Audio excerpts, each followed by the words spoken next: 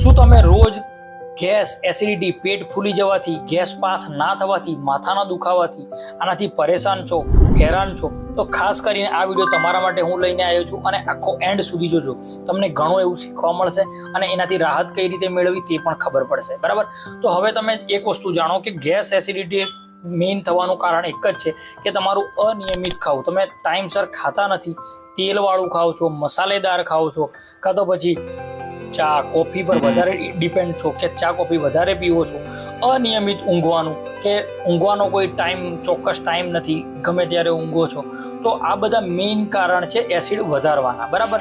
તો આ બધામાંથી હવે આપણે છુટકારો કઈ રીતે મેળવો તે આપણે જાણીએ કે પહેલાં તો નિયમિત ખાવાનું રાખો, બીજું તેલ તળેલું તીખું આ બધું ઓછું રાખો અને નિયમિત સૂવાનું રાખો.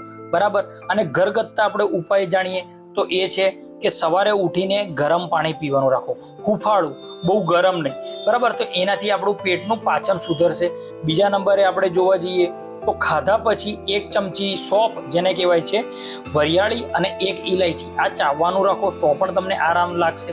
અને રોજના રોજ ખાવામાં તમે દૂધ અને છાશ ઇન્ક્લુડ કરો તો પણ તમને એસિડિટીમાં રાહત મળશે.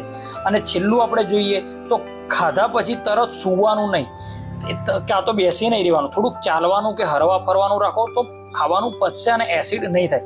જો તમને આ બધી તકલીફો લાંબા સમય સુધી રહે તો સારા એવા હોમિયોપેથી ડૉક્ટરને આ વસ્તુ બતાવો અને કહો કે ભાઈ આ તકલીફ થઈ રહી છે તો તમને આનો ઈલાજ થઈ શકશે. બરાબર? કેમ કે સ્વાસ્થ્ય પેટ એ સ્વાસ્થ્ય જીવનનું જરિયો છે. બરાબર?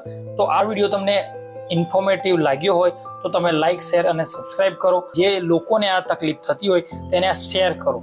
Thank you.